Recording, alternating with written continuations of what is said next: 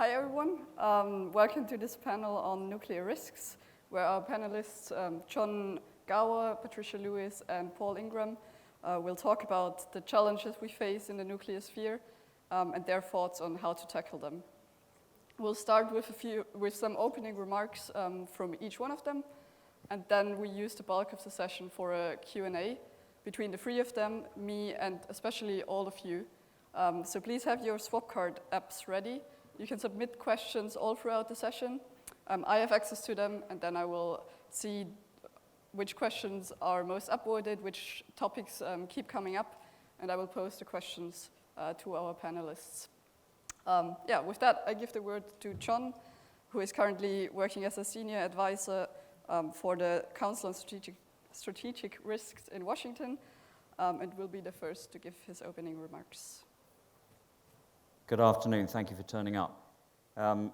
This is what I do, and doing it in 3 minutes of remarks is a bit like turning the Bhagavad Gita, the Bible, and the Quran into haiku. But I'm going to give you 8 points that hopefully will stimulate questions. And these are my own opinion, not necessarily of CSR or anyone I work for. Sadly, nuclear weapons are likely to be with us for at least another generation, so we have to deal with them. At the strategic level, which for me, this is point 2, now to any time when the use taboo is broken, in my view, effective deterrence of the first or any use remains critical. Postures, capabilities, and policies which weaken this first deterrence of use should be reversed or eliminated. My third point, risk is in the eye of the beholder, but objectively, in my opinion, the risk today is higher than during the Cuban Missile Crisis, or even the most febrile moments of the late 1980s. I can discuss and expand in Q&A. And all existential risks overlap and converge. So you cannot look at nuclear separate from the effects of climate change, separate from biology, separate from other anthropomorphic risks. My fourth point is the total loss in the last decade, which actually almost coincides and overlaps since I left HM government, so it sort of was all right when I left, of the supporting structures of conventional and nuclear arms control treaties or confidence building measures. All that's left is the New START Treaty, and that is tottering along, and I would argue again for Q&A is less relevant than the treaties we've lost.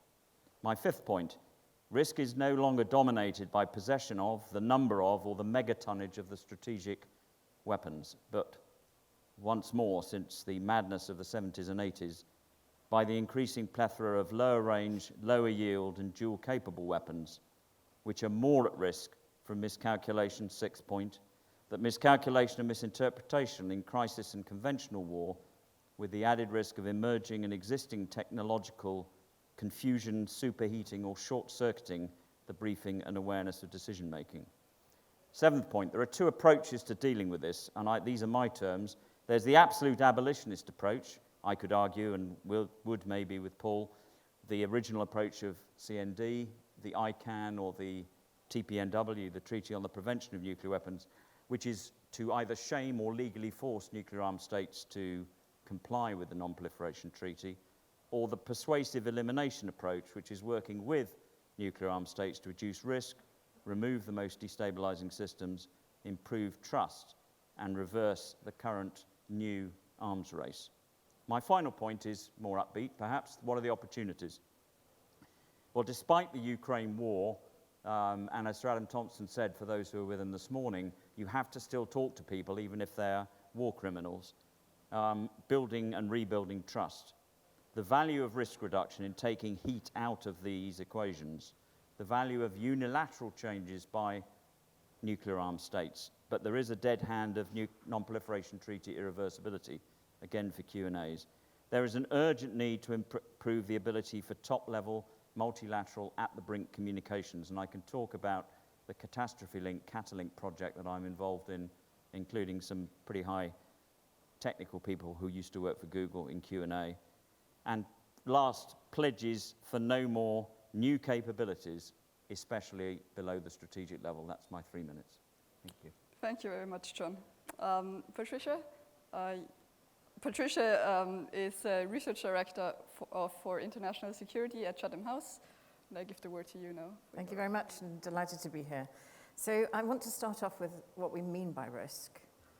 So risk is a proposition which we try to measure things to be able to compare the impacts times the probability. So risk, that is how risk is defined, impact times probability.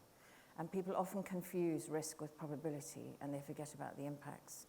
Whereas we deal every day with very high frequency, low impact risks. That's how we manage our daily lives. And we tend not to deal very well with the lower probability, or what might be better termed unknown probability, high impact risks. And in the cases of nuclear weapons use, we are really looking at unknown probability, and that changes over time, and very high consequence. We can't see risk when it comes to nuclear weapons as a single answer. It's a whole range of answers. It changes over time, it changes over the context, and it changes over the conditions. So it's very hard to calculate these risks with any accuracy. We can calculate the consequences of nuclear weapons quite well, actually, in terms of the range of impacts depending on where the nuclear weapon is detonated, at what height, what yield, and so on. But probabilities are very, very hard to calculate. But they tend to be considered to be low, except, of course, in times of crisis. But when probabilities are low, it doesn't mean the risks are low, because in this case, the consequences dominate the equation because they are so high. So what we have to really understand about risk when it comes to nuclear weapons, and it's one of the big problems we face, is that they change continually, and also they change with not only with changing conditions, but also with our perceptions, and also with what we prioritize, what we think is important. So new information on probabilities, new information on consequences, new technologies, new policies, changing arsenals, deployments, new types of nuclear weapons owners, etc. So if we look at new revelations from what happened in Hiroshima back in 1945, also knowing now what happened during the Cold War and the number of near use we had. We know about some of the things that went on in the Cuban Missile Crisis, but there have been many instances which I can get into in the Q&A. And now, of course, we're seeing a completely new era of where we're seeing overt threats to use nuclear weapons. Information on consequences has also changed. So over 70 years since Hiroshima and Nagasaki, it's taken that long to understand that there are highly gendered differences in the impact of radiation from nuclear weapons use, for example. This is new information because it's taken this long to collect it and to understand it. And also we have new understandings of the limits of the humanitarian response, new understanding of the long-term catastrophic consequences on climate, for example, on food production, and so on. So one of the most important things to do when you're looking at risks is to think about, how do you mitigate against this? How do you put in risk reduction measures? So is there a possibility that we might build in resilience to use? Is it possible to look at local vicinity resilience? The answer is probably no. Once you detonate a nuclear weapon on a city, for example, you remove huge amounts of potential resilience, such as medical response, first response, etc. However, further away, there may be some resilience measures that people could think about, depending on the extent and the damage and the spread. So what does all this mean? Well, the message I really want to get across is the risk picture keeps changing. And part of our problem, I think, when we think about nuclear weapons, we're often dealing with the risk picture as we understood it in the 1980s or in the 1990s, and we're not thinking about the risk picture today. So we really do need to think about that today in our current discourse. So often we're completely out of date when we're talking about these things. And I think as well, a big worry for me is that the current and next generation of nuclear decision makers may not be fully apprised of the risks. And that comes from my experience in dealing with people who are in these positions and aware that their background, their deep knowledge is not as high as perhaps it might have been during the height of the Cold War. So we need to think about that a lot. I think we have to also work out what the acceptable risk is is there an acceptable risk when it comes to things like nuclear weapons? And I know we're looking at this in other technologies as well, so it would be really good to have that exchange of views. And I think that we need more and more people, particularly younger people, to come to the meetings where these risks are being discussed. So there's international meetings on the humanitarian impacts of nuclear weapons. There's the Treaty on the Prohibition of Nuclear Weapons, and there's now the Nuclear Nonproliferation Treaty, the very old treaty, which has now decided to finally discuss risks.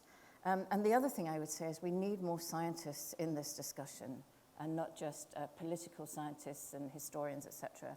We also, I think, need people from the arts, from music. We need people who think differently, who might come with quite different views about priorities and how to ascertain these risks. Thank you. Thank you, Patricia.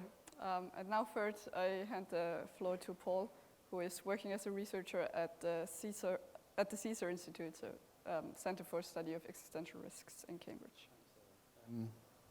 So this is a very emotive subject for good reason. And one of the things that I wanted to communicate is that there is a big issue here around balancing the head and the heart, and around how we relate to this risk. And I'll just give you a very quick personal story for 20 seconds, which is that I began this with a very strong rejectionist attitude. I just didn't want this to be the way it is. And I think where I've landed at is I still have that energy, because we need that energy for change. But we do have to accept where we're at and then dream radically for the future. So where are we today? In the middle of a war, where there is somebody who has declared the intention to threaten nuclear use. And there are very rational and strategic reasons why he's doing that. And it has had some effect, but it will increasingly have less effect. And we're seeing the evidence that capitals in the West are treating those threats less seriously than they were a year ago. And that is concerning. We're also in a situation where emerging disruptive technologies mean there is greater and greater uncertainty with every passing month around the control of these capabilities, and greater awareness of the uncontrollable situations that are getting worse and worse, and the likely cascade effects if these weapons were ever used. The global effects of nuclear weapons are still unknown, even in the 8th decade of the deployment of these weapons, and there is an urgent need to understand those more. So when it comes to action, I think we need to be more courageous in the visioning. Those of us involved in the peace movement need to be more realistic in the proposals that we're making, and that we need to actually have credible answers to the challenging issues that we have. So there's a real agenda for action there. When we do that, we need to have open thinking rather than closed thinking. We need to escape the righteousness that we have the answers, and that we need to engage with everybody who has different perspectives on this. And particularly in the effective altruism movement, the EA movement has to have greater confidence that the values that it has around altruism are quite a radical thing, and that radicalness of altruism needs to be promoted much more strongly, because it is a challenge to some of the values that drive the dysfunctions in our society, of which I think nuclear deterrence is one. Thank you very much. So we now move to the Q&A section. Unless one of you wants to respond immediately to what one of the others said. Just with an anecdote in that, talking about decision makers not being aware of the risks, one of my roles for 6 years... Fully aware, I think. Was, well, no. Follow the story. One of my roles was to brief Prime Ministers, Foreign Secretaries and Defence Secretaries in the rolling carousel of ministerial changes that the UK is fond of. And one of them, and no names, fell asleep 20 minutes into the hour's brief on the nuclear capability which he bore primary responsibility for. So I'm absolutely assured that that individual had no idea, not only of the risk, but also the capability. So it's a good point, well made. Yeah, that's the only rational response. I had to just stand there and wait until someone woke him up. Okay, moving to the questions now. Thanks for sharing the anecdote, John. A couple of questions that we have got so far address the whole issue of how can you effectively or tractably do anything about the risks that we face here. So we have more specific questions about which treaties or agreements do you think have been particularly helpful or would be helpful if we managed to achieve such an agreement in the future. We also have a question about the no first use policy for nuclear armed state and how important do you think that is. And then we have more underlying questions of how do you think about measuring effects of interventions in this space. And the question specifically asks all three of you to address your organizations. How do they try to evaluate the initiatives that you take to do something on nuclear risks?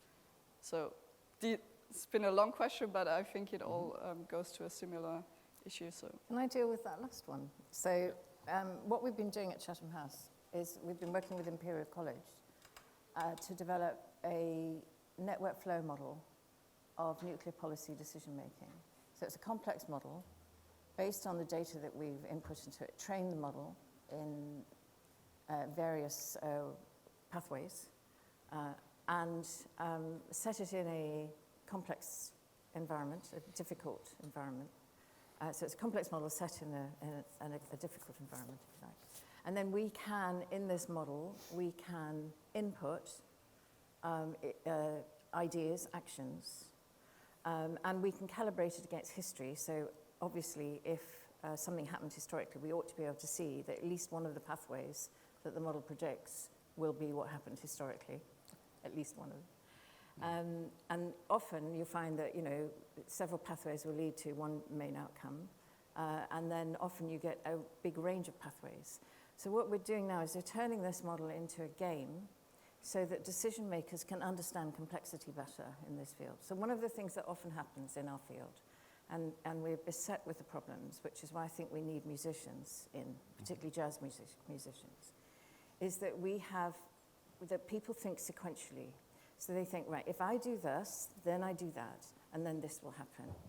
And life's not like that. And certainly in a very complex system, which is set in a difficult environment, then all sorts of interactions within the system and with the environment occur. So you can't just imagine that if you do X, Y, and Z will happen. And often what we've seen in real life is that you do something very big and very little comes out. Or you do something quite small and actually it has a huge impact. So we can demonstrate this now. So we're developing this game that people can play and get a feel for it. It's not an oracle, it doesn't tell you what to do. But what it will do will demonstrate to a large degree the range of possible outcomes from an action, if we get that right. And again, we can adapt it. We can nudge the environment. We're working with the nudge unit, the BIT, the Behavioral Insights team, to help nudge the environment of this difficult environment. So, how could we, with this complex model, nudge things so that it becomes perhaps an easier environment? Or what happens if we nudge it so it becomes a more difficult environment? And things like that. And we can start to demonstrate that in a way that I think will be beneficial. So that's how we're trying to measure it. It's not with hard and fast numbers, which as a physicist I don't trust. It's with a set of understandings of the complexity that we are facing and trying to get a handle on that without being too simplistic. So if anyone wants to join me in developing this game, I'm really excited to hear from you. I can lean in on the bulk of the questions and cover up with that. What was the most effective of the failed treaties that have all collapsed? Without doubt, in my mind, the Intermediate Range Nuclear Forces Treaty, which sought to remove from a febrile battlefield in the Cold War a specific set of weapons designed to fight a nuclear war. And I can discuss with any of you offline, the concept of nuclear war is just fatuous, because war implies that you're going to win, and you can't win a nuclear war, but let's set that aside. And in the conventional sense, the Vienna document and the Open Skies Treaties, all of which were about giving the confidence that country A wasn't moving against country B. Now, all of those have fallen apart, and the invasion of Ukraine proved why we needed Vienna and open skies more than anything else. So what I want back in the future is something that looked a lot like the INF, but wasn't as limited as the INF, because the INF was negotiated to be very specific to one theatre and land-based weapons only. And as I alluded in my original remarks, miscalculation and misinterpretation in crisis, when a decision-making team is not up to the scratch, they either don't understand it or they're being befuddled by new tech, getting rid of these weapons that are easier to use because they're short range, dual capable, they will likely raise to miscalculation or misinterpretation. So weapons that can either be conventional or nuclear, and a lot of those are being thrown around in Ukraine at the moment by the Russians. All nuclear cruise missiles, whether they're air-launched, land-launched, or sea-launched, these are all miscalculation weapons. That's the treaty that I would like to first come back. How would you measure the effectiveness of these things? Well, you measure it by changes in policy, declaratory policy, by the changes in the order of battle, the retirement of weapons either under treaty or voluntarily, and by changes in posture. Now, all of the vectors at the moment on those three indicators are going in the wrong direction. But we need to find a way to do more than just have the strategic arms treaties. They were needed when there were 60,000 warheads around at the height of the madness. But at the moment, the things that are dangerous are not, as I said in my remarks, the number of strategic weapons around. It's the number of less than strategic weapons, which either the US, let's look at the European theatre, the US and Russia can envisage an exchange of those weapons in a third country, which is neither of theirs. They can assume that the escalation won't reach their countries, and therefore the barriers, the blocks to their use are diminished. Those weapons need to go. Finally, what does the Council on Strategic Risks do? Well, we seek, as Paul alluded to, we seek direct influence and advocacy on governments. And we measure our success by changes in government policy. The Nuclear Posture Review in the US, the UK's, admittedly we didn't achieve what we wanted with them because the UK went in the wrong direction with its IR21 announcements on nuclear and nuclear weapons. But we measure it solely by influence on government policy, not by the number of Twitter repeats we get. Great. And I'll come back to no first use when we have a moment, because I want to talk about that. Yes. So to answer on the treaties, I mean, I don't disagree with anything that's been said at all. What I would say is that the Nuclear Non-Proliferation Treaty still has relevance. For me, it is the cornerstone of the regime. It involves serious commitments in the longer term, but it also involves a certain acceptance of where we're at, which I think is a challenge for all of us. It's how we move from where we're at to where we're going. And part of that is strengthening that treaty through the declaratory policies of negative security assurances to non-nuclear weapon states and a whole set of policy instruments that have been laid out in that treaty process over and over, but which haven't been implemented. So there is an implementation problem. It's not that the treaty itself is broken, except that it's not being observed. So what I did when I was at the British American Security Information Council was set up a process called the Stepping Stones Approach with the Swedish government, which formed the basis of a 16-nation initiative to try and reinvigorate the Non-Proliferation Treaty. That has been partially successful in raising the issues and zero success in terms of implementing anything at all yet. But I remain hopeful, and I think that there's plenty to be done. We're also in Cambridge looking at the global effects of nuclear war, because I think there is a great deal of uncertainty. There are big error bars at both ends of the causal chain, and we need to reduce those. But we need to, most importantly, ensure that those who are making decisions that may involve the release of nuclear weapons know what it looks like when they light the match in the room full of gasoline. because I don't think they do know that at the moment. And I don't think we know it, actually, and that is a serious problem. I also think, picking up on Patricia's point about the modelling that she's doing, I think we also need to be thinking about the paradigms we sit in. We need to be reflective and look at some of those paradigms that are driving not just the nuclear deterrence issue, but all the existential risks we sit in. So at Cambridge, we're looking at the systems, the dominant narratives, the paradigms that support those narratives, and opening questions like, is the attachment that we have to individualism and the assumption of self-interest really serving our society at the moment? Because that's what's supporting concepts like the balance of terror and nuclear deterrence. And this is why I think EA has such a strong thing to communicate, because it is actually going to the heart of that assumption that everybody operates from self-interest, because that's a problem that we need to solve in our society.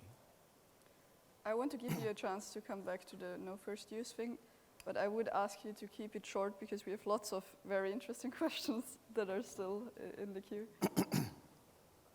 Do you want me to start? And then you can knock me down? No, not That would be good. So I just want to talk about no first use because I think it's a really interesting thing. I was very struck by Ben Wallace, the Secretary of Defense, speaking at Munich, in which he talked about reinforcing the nuclear taboo, the nuclear use taboo. And obviously, you know, the threat from President Putin, but we've also seen threats from Kim Jong-un and also reverse threats from President Trump are rising again, and both my colleagues here have spoken about that. So I think it would be very interesting to start to look again at this. And there's a couple of things. One is that we've had a no first use de facto policy from the US for a while during President Obama's time, which was called the sole purpose use. So the sole purpose of nuclear weapons is against nuclear weapons, which is a no first use policy. It may be more interesting to look at a taboo or a no use policy, and it sounds really impossible to imagine, but maybe we could start to talk about what that might look like in terms of talking about the risks. We now have, of course, as I mentioned, the humanitarian impacts of nuclear weapons meetings. We now have this in the Nuclear Nonproliferation Treaty, thanks in part to the work that Paul and his team have done. And then I think we've also got the Scientific Advisory Group, which I'm co-chairing with Professor Zia Mian at Princeton, of the Treaty on the Prohibition of Nuclear Weapons, which is a new treaty, which doesn't yet have nuclear weapon states in it, but does prohibit the use. So I think that, you know, it's tried to have a parallel with chemical and biological weapons and treat nuclear weapons in the same way. And we have been able to achieve it with those. And of course, the response is always, well, it won't be perfect. No, of course, there is no such thing as perfection in the world. All we can do is sort of nudge our way to a better situation. Better is good, right? That's what I always say. Absolutely. Better is good. So let's see what we can do. Why not open this up, maybe to ridicule, maybe to, oh, it just can't be done. But at least in so doing, we start to explore what the impacts of nuclear use would be, and that would be helpful. There's an alternative way of looking at this, and the trouble is we are so far from no first use. Even the countries that have a no first use policy, I went to Delhi a few years ago and I was told, we have a no first use policy, but with some caveats. It's a binary thing. You either have a no first use policy or you don't. What we currently have in the UK and in NATO and the US and France, in fact most of the possessor states, is an expansion of potential uses. If you read the latest US Nuclear Posture Review, it's very clear that many things more than nuclear. In fact, if you can dream up in your existential risk work that EA does a new threat, I can guarantee you the US response first response will be, we'll schwack you with a nuclear weapon if you come up with this. So at the moment, there's a plethora of an expanding role of nuclear weapons. So the first focus is to a proper sole purpose. And while President Obama's administration did espouse sole purpose, his NPR of 2010, because I was part of that, did not espouse it. In fact, the Pentagon had a beer map that it produced that said the Obama 2010 Nuclear Posture Review, making the world safe for global conventional war. Needless to say, that beer map didn't get out of the Pentagon, but it showed the tension that exists in the US between a visionary president and administration and a less than visionary Pentagon. So I would argue that the first thing to do, and I shall be arguing it in the biological risk chat tomorrow, is you have to look at proper ways of deterring and reducing the risk from these novel threats, whether it be AI, whether it be cyber, whether it be bio or chemical, that don't involve just saying, I'll swank you with a nuclear weapon, because that, to me, is strategic laziness. And there's a lot of strategic laziness out there. Then you get sole purpose, then you've got the bedrock upon which you can get people to start thinking about no first use. And if everybody says no first use, it kind of begs the question, why do you keep these things? Because if you really mean no first use, and you're all saying no first use, you're just sitting on a pile of uranium that you're not going to use. So that's the end game for me. So I prefer to look at dealing with the risks now that are incredible but burgeoning, because you are increasing the number of things that you say you're going to deter with nuclear weapons. I just wanted to add in that over the last year we've had an extraordinary data point in this discussion, and that is when President Putin and all those surrounding him have been making these nuclear weapons threats. The response from the NATO countries that possess nuclear weapons has not been nuclear. It has been, in fact, quite explicitly made by Presidents Macron and Biden that it wouldn't be, in the first place, nuclear. And Well, I think couldn't think of anything more stupid to say back to Well, Putin threatening nuclear, but let's actually, take that offline. I think it's really smart. I don't want to take it offline. I think it's a really smart thing to do. I think the communication of it is superb. Which is not what President Biden said, though. But the issue is that there are many ways to deter. And the problem with nuclear weapons is that often the deterrence isn't credible because the response is overwhelming, right? So I think that this is something... We disagree. With me. I think this is something that it really is worth exploring. Yeah. And, you know, there are many ways to respond. If, God forbid, Russia does use a nuclear weapon, and I don't think it would necessarily be in Ukraine, but if it were to, you know, what would be the range of responses? And I think this is where John and I would agree that we would need to think, everyone would need to think through in advance, which they are doing, you know, what sort of responses there could be to that would have a major impact, that could perhaps prevent a second use, but wouldn't necessarily be a nuclear use. Because once you get into nuclear use, you get into a big tit-for-tat escalation. On that, afterwards, we will come back to a more general question about the nuclear risk landscape, because there is one question that has raised lots of interest in the audience, but one that ties well into what you two have been discussing just now and is addressed to Paul, is about a remark that you made in your opening statement, that it was bad that Russian nuclear threats were getting taken less seriously by Western capitals, and the person who asked this question is saying that surely this is rational since Russia doesn't seem to be acting on those threats, and also that some of Russia's ICBMs have been shot down. Russia hasn't launched any ICBMs. Yeah, I'll deal with that right now. Yes, there is a story going around this week that Russian ballistic missiles and hypersonic missiles have been shot down. And these may be short-range ballistic missiles, I'm not sure, but they're certainly not intercontinental. And there is no serious question about Russia's capability of launching a nuclear strike on lots of places all at once. And anybody that questions that, I think, is deeply, deeply irresponsible. And the reason why I think it's a problem that Western capitals are now calling the Russians bluff is because there is a serious pathway towards nuclear use right now, which basically involves Russia losing and losing and losing, and Putin's position in Moscow becoming increasingly tenuous, and him running out of options. And I just don't think it's a very safe place to be for Russia to be running out of options right now. We may like the idea that he runs out of options because those options were never acceptable to us, but it's playing with fire. And, you know, be of no doubt that if there is a nuclear war, we will all suffer hugely. And the latest modelling from August last year from Rutgers University, which is the most sophisticated modelling I've seen on this issue suggests that if there is an all-out nuclear war, we're looking at deaths of about 5 or 5.5 billion people, largely through starvation. So let's not think that we can push people to the edge and then feel safe about it.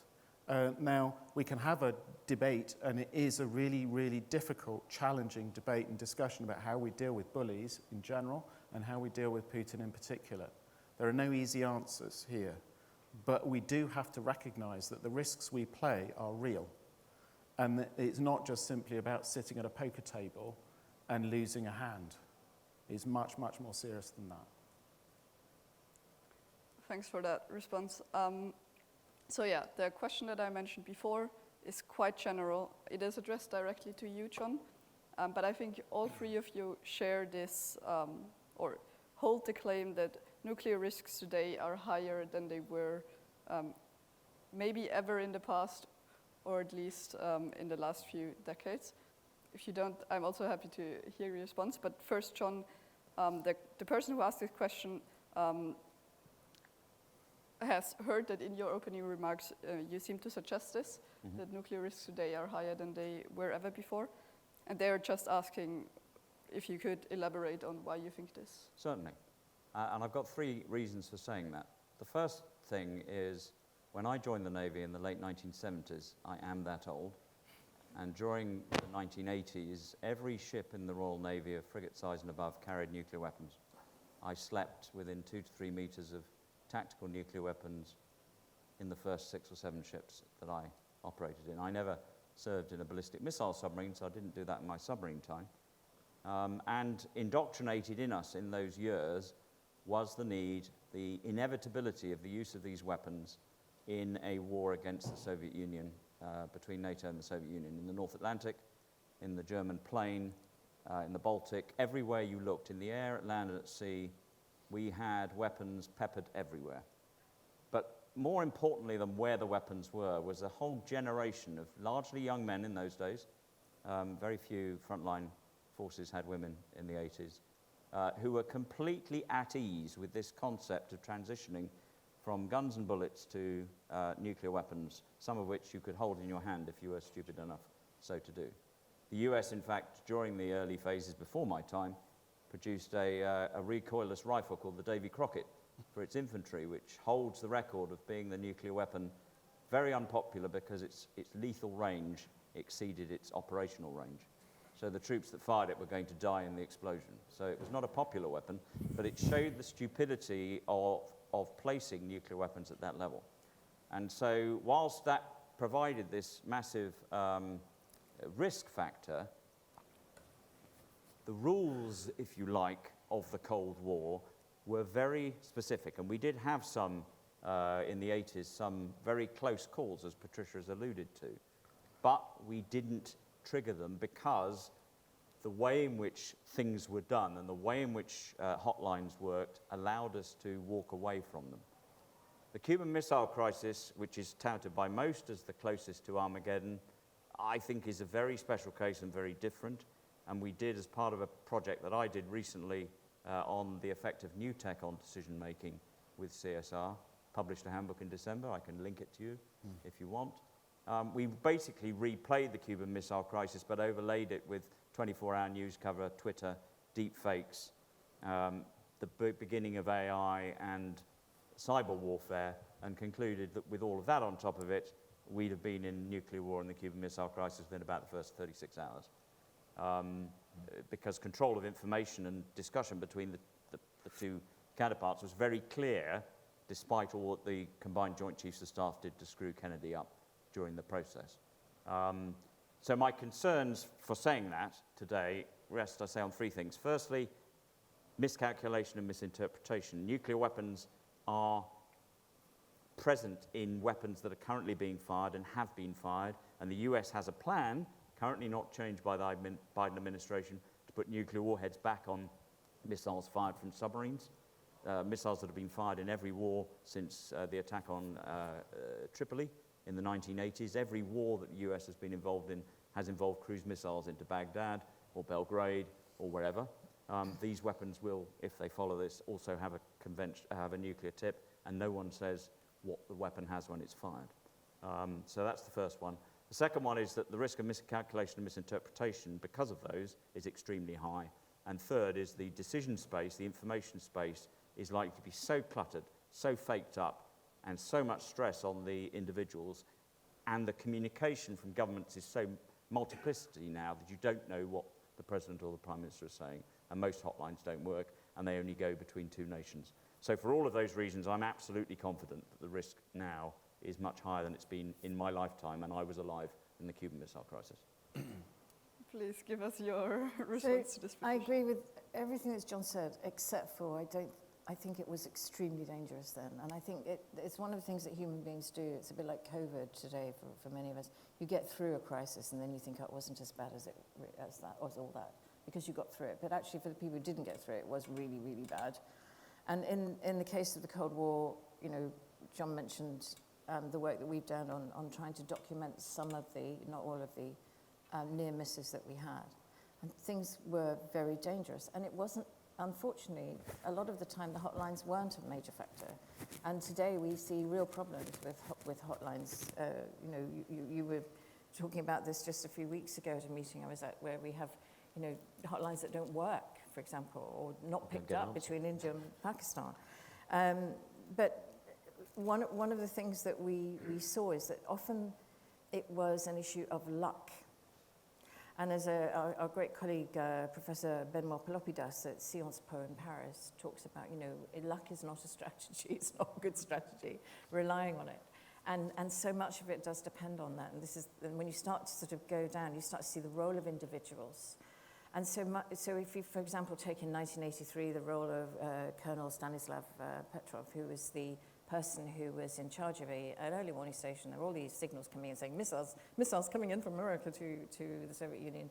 And there's been a fantastic film made about him, which I do, if you like quirky films, which I do. It's a very brilliantly quirky film, which actually has him acting himself in it. It's the only way to describe it. Called The Man Who Saved the World. And he goes off to find Kevin Costner in the United States. It's so funny. But you know, one of the things that he did was he decided it was that they were false alarms, and he basically didn't trust the computer, as he put it.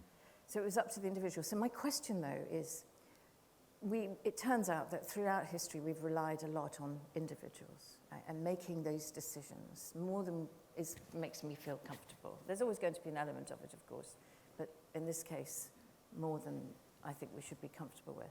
So the question I have is, do we have individuals like that in North Korea right now who will stand up and make these decisions for themselves?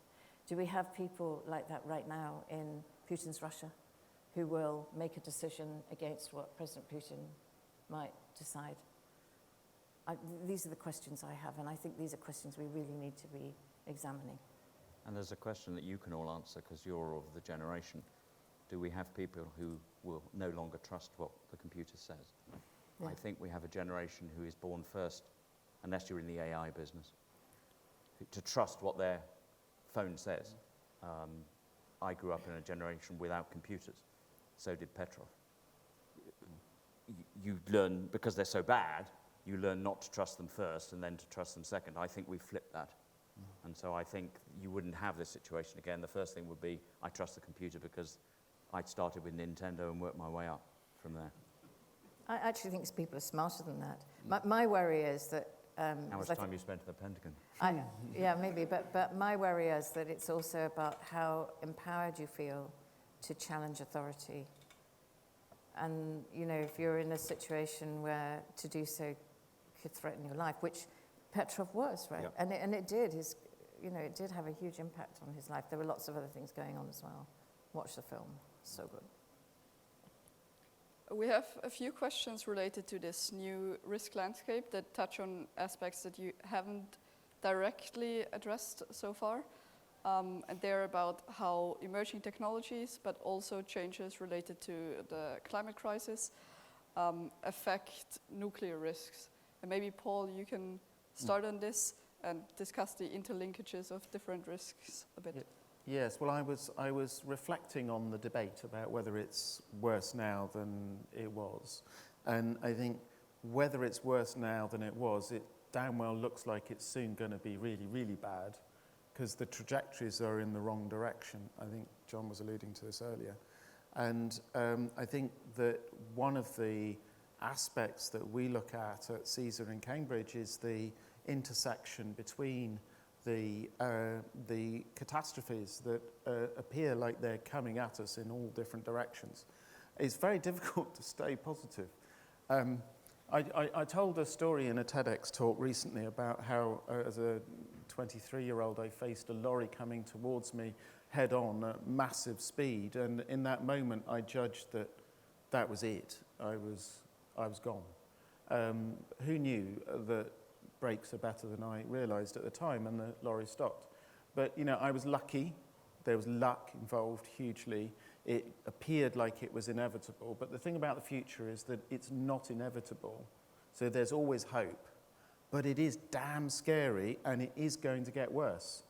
And I don't think anybody in this room needs to be told that, but it's the way in which these crises come together. I mean, John and I were talking yesterday about how the climate crisis is inevitably, it feels, going to involve migration at the level that we can't even dream of today. And that will put huge pressures on populist governments to react with extreme measures.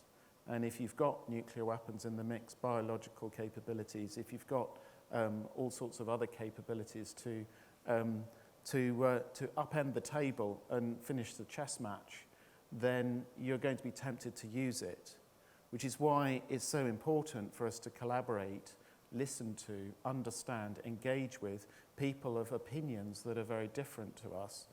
When, you know, I might be a radical disarmer and John may be a deterrence person, or I might be a Brit and I'm talking to Iranians or Russians or North Koreans. I have to understand where they're coming from, and I have to understand the legacy that takes them to that point, and I need to act accordingly and listen, engage, and have some doubt that I know what's happening, because increasingly we know less. So the climate crisis, emerging disruptive technologies, and all the uncertainty, we are challenged like no other generation, and you more than me, you're challenged to sit with that radical uncertainty and act anyway. And that means we have to get deeper into the values and the paradigms that drive us, and question the assumptions that we've been given by our previous generations. Yeah, Lord Hennessy, Peter Hennessy, whom we have all worked with, who writes eruditely on strategic issues, encapsulates deterrence, if you like, or the taboo of use in, you should never make a nuclear-armed state nervous or worried. And that used to, in the good old certainties of the Cold War, be things that you did as the other side. But these emerging risks bring the ability to make a nuclear-armed state worried or desperate entirely without action from a potential adversary. And in particular, the weapons that, as I've alluded to, that are shorter range, lower yield, easier to rationalize their use. And if you have a populist leader who thinks injecting bleach is a good idea, or using nuclear weapons to stop hurricanes, both of which came from the mindset of the 45th president. If you have another leader like that, and he's not alone, the Orbans, even may I say the Boris Johnsons of this world, faced with the kind of stresses that climate-induced migration and other shortages, or indeed AI gone slightly off the rails, shall we say, if they have these things in their arsenal, they will be tempted to use. And so where I said that we have nuclear weapons for a generation, I think that's true. But the really dangerous, destabilizing ones, we don't have a generation of time to get rid of them, because these converging risks bring the risk of making a nuclear-armed state or its leadership desperate. So I just wanted to, all of these things are true, but I want us to think for a minute that if we all allow people who would threaten to use nuclear weapons to win, in the sense that they use these threats in order to gain, what we will do is we will create a situation where they become more attractive to would-be despots and would-be authoritarian leaders. We're in a really difficult situation at the moment where we have to think very, very carefully about how we characterize what's going on. Because if we make too much of these nuclear threats that President Putin is making or Kim Jong-un is making or so on, we will essentially feed into this concept that nuclear weapons are very useful to threaten and gain or compel people to do things. And it seemed, this is very closely tied, of course, to deterrence. So deterrence is somewhat different. It's not an overt threat, it's a sort of background threat. You know, if you do this, then we have this big stick. But it's not disconnected. So President Putin has for years had a sort of deterrent force, but now he's moving into an overt threat force, a compellence force, if you like. But if it's shown or if it's believed or perceived that this has been to his advantage in some way, we have a major proliferation problem down the line. So I want us to be very careful when we're talking about these things and how we characterize them, because how we characterize them is about how they'll be perceived later on. Upon this, we totally agree. Okay, yeah, now that we have clearly established how bad the situation is, and you have talked about measures that should be taken and how things should change to some extent. But the last question that I wanted to pose to all of you will be for people in the audience who themselves are thinking about actively working on this set of problems. Do you have any piece of advice? This could be quite concrete things of organizations that you recommend they look at, or more general things that you've learned over your career in the field. Well, I'm going to throw in an advert for CSR here, because CSR runs an annual nuclear fellow program for young individuals interested in this area. They don't have to be working in the area. They can apply. There are some nationality rules. You'll have to check the website. But what we offer is a little bit of money and a lot of face time with people who've been doing this for a long time, and visits to places in the US and in Europe where you can get insights into what's going on. We also do the same in the bio area, but since we're talking nuclear today. So if you're interested in that, getting engaged with a think tank, I work with CSR, so I'll do my advert for them. I'm sure other places do similar stuff, but getting engaged with a responsible and effective think tank is a good start. Or, as Adam Thompson said earlier, get into government, get promoted, get senior, get influential. That sounds brilliant. I would do that, yeah. And then I think, you know, the other thing, I suppose what I would add on to what John has said is, don't feel that because you might have come from a different background that your ideas are not useful, or and don't be afraid to ask daft questions, I think is the phrase. I mean, there are no daft questions in this. What I will say is that we've clearly not fully succeeded in what we set out to do in trying to make the world safer from nuclear weapons. And everyone's had different ideas about how to do it. But we are where we are. And so quite clearly there is a need for some creative thoughts, which would be very, very welcome. So there's going to be loads of things we haven't thought of yet. And we won't think of them because our brains are, you know, trained in a particular way. So think of yourself as an untrained AI and come along with that brain, and maybe you'll throw something in that will work, and we wouldn't have thought about it otherwise. So that's what I would say. Yeah, that's really well put.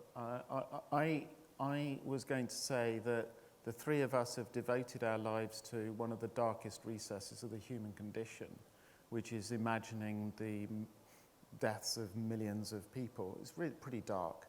And it's important for us to be recognizing the risks that we're in and to focus on those.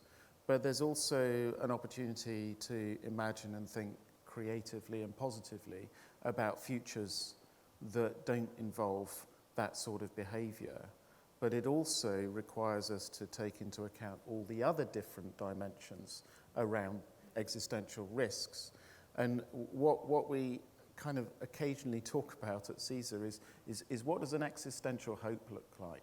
What does a society look like that isn't constantly plagued by worsening and worsening existential risks? I don't have the answer to that. I haven't heard anybody else come up with credible answers to that, except that there are lots of possible future worlds there, and we need to be imagining those worlds and then backcasting and thinking about what the sort of journeys might look like.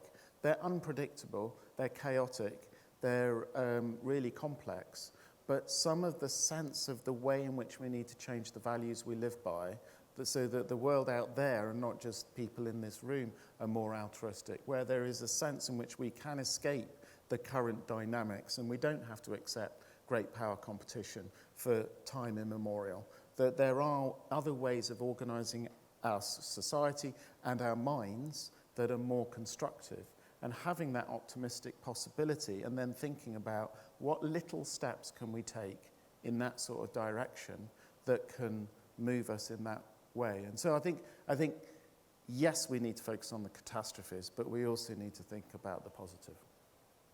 Thank you very much. That is perfectly timed to end our session. I want to remind you, or I don't know if you know this already, in case you already know, it's a reminder. John will have another session tomorrow morning, late morning at 11 a.m. And then office hours afterwards, I believe. Yeah. Well, we have office hours straight after this for this one as well. Yeah. Thank you for that. Where we can deep dive any of those issues Perfect. that we've raised if you want to come on. That would be great, because there are still a few questions that I did not manage to integrate into the panel. So please feel welcome to join the free in the office hours and ask any questions that remain open. Thanks for coming. Thank you very much.